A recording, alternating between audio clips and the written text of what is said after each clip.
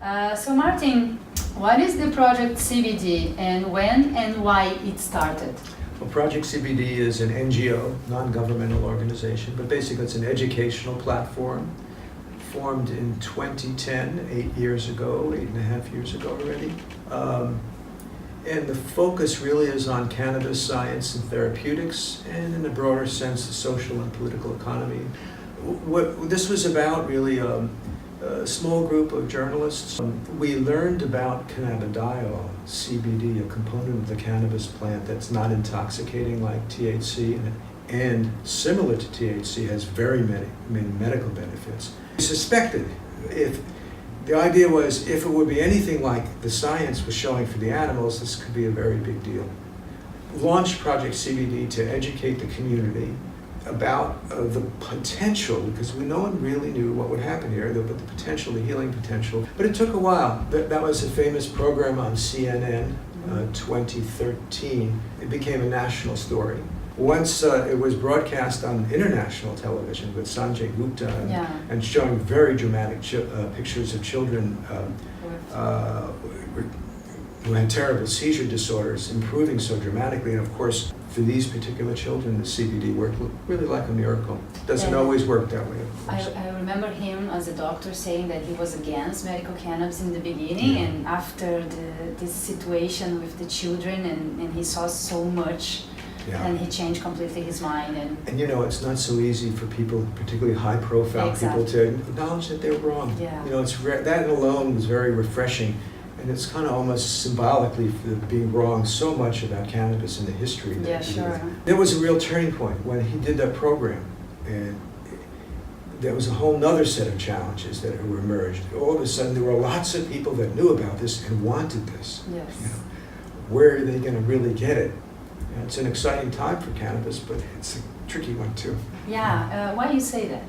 Cannabis legalization was about social justice. It was about, again, access to medicine. This has blunted really and suppressed the development of a very, very important medicinal plant. And the problem is the shift has occurred where it's no longer a social justice sensibility that's driving legalization first and foremost. It's business. It's people seeing money here. They can. And you know, it's complicated. Yeah, very complicated. It's a very interesting time, but I'm very excited personally about the medical potential, the potential for healing. Yeah.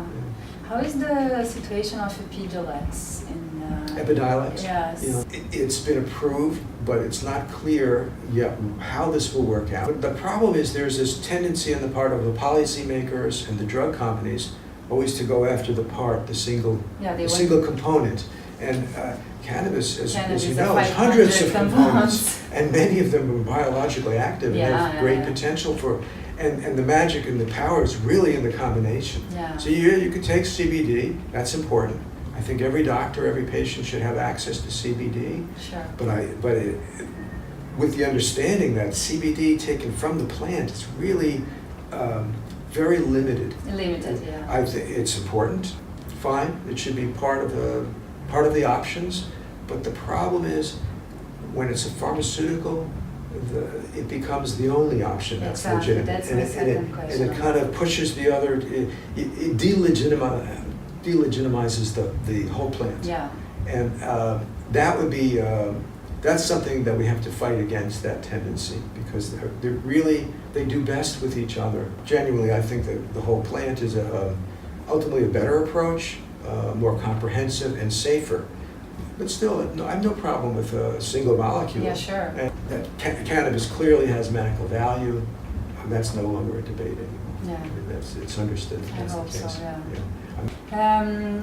So why, well, maybe we answered that, but why did you decide to focus on CBD instead of cannabis in general? I think if you want to say something. That's a powerful draw to people. It's kind of a double take. It's like, what? You mean you can get the benefits and you don't need to get high? Yeah. And for a lot of people, that's a very, very powerful draw. And for some people, as they begin to work with cannabis therapeutics, they realize they like to get high. Yeah. That they may find, because we we feel that the best combination is CBD with the THC, and it has extraordinary power when they're together for healing. But depending, so it's a matter of person's sensitivity and their what they like, how much THC would be part of the a medical experience. But we think that's really, really important to be part of. Now, maybe it's very, very little, but it should be at least a little.